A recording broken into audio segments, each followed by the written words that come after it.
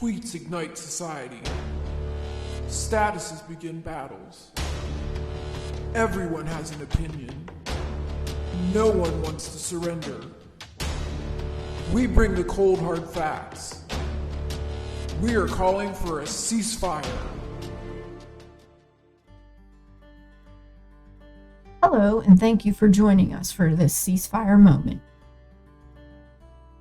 Last time, we tried to trace Easter through the Bible, but instead found out that Easter isn't in there. With some research, we found Easter is a transliteration of a Greek word that is a transliteration of a Hebrew word, and the word that we use in English is the word Passover. Easter versus Passover is not a new concept. It is something Christians argued over after the taught ones, or disciples, had passed on. Some wanted it to be on Jesus' actual resurrection date. Some wanted it to be on the Sunday following Passover. Emperor Constantine ended the argument by completely disconnecting the dates of Easter from the Jewish Passover. It may also be worth noting that he also forced the Christians to stop observing Saturday as the Sabbath, separating them from the Jews even more.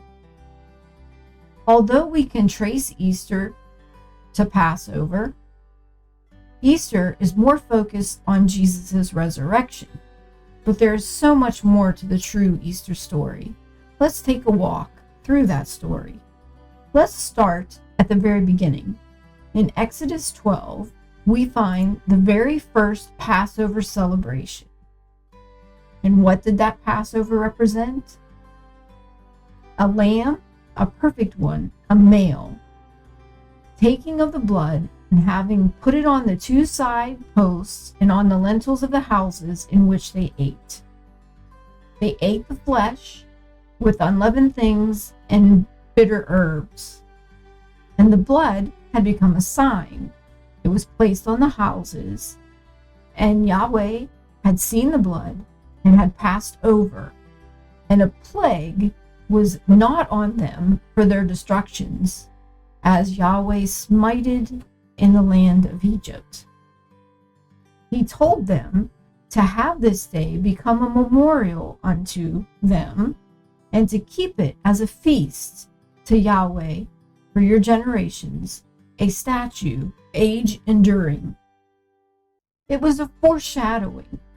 Passover, and the festival of unleavened bread, initially celebrated by the Israelites in remembrance of their delivery from Egyptian bondage, and it was actually a foreshadowing of how Jesus would release all from bondage.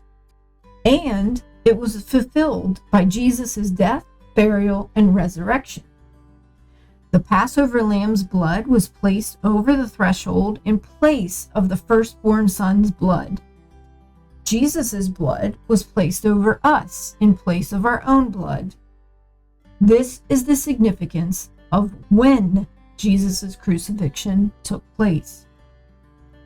The next day was the Feast of Unleavened Bread, and initially the celebration of removing the leaven represented leaving bondage. It foreshadowed that Christ's coming and how he would lead all of us out of bondage, and Jesus' death, signified by the tomb, is a representation of leaving bondage.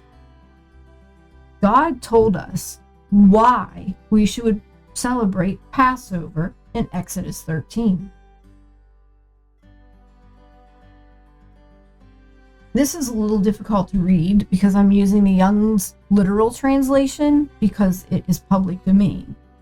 But if we read it in the TS 2009 version, and it shall be as a sign to you on your hand and as a reminder between your eyes that the Torah of Yahweh is to be in your mouth, for with a strong hand Yahweh brought you out of Egypt. And you shall guard this law as its appointed time from year to year. In Exodus 23, God reminds the people about the Feast of Unleavened Bread and about Passover. Interestingly enough, it's tied to not worshiping other gods. He tells them that they should not bow themselves down to gods, they should not serve them, nor to do according to their doings. And what he meant by that was not to use any form of worship that was given to them to worship him. He again reminds them to not even mention other gods, but without fail to overthrow them, and without fail to break down all their pillars. In Exodus 24, we see that Yahweh presented the Israelite camp with what we are calling the witness. It's what we refer to now as the Ten Commandments. He gave them the statutes of the witness, and they agreed to it. This was before Moses had even received any tablets. It was called the Book of the Covenant, and Moses had written down other right rulings outside of those, and it was all presented to the people. And they all said that they would do and obey. And then Moses went up on the mountain. Moses was up there for 40 days. And what do we see happen? We see them make an idol, although they did say it was to the God who had brought them out of Egypt. God had told them not to make idols. God had told them not to take something that had been used to worship other gods and worship him with it. In the meantime, Moses is up on the mountain getting the tablets with what we call the Ten Commandments and what God called the witness. In Exodus 34, Moses gets 2 new tablets because he broke the first 2, and God reiterates again about serving other gods. And he says to not serve other gods, not mention other gods, not use any form of worship that was applied to the other gods. And he says this, lest it become a snare in your midst. Immediately after this discussion about other gods, he reminds them about the feasts of unleavened bread and Passover. There's also other feasts which we'll talk about at a later time.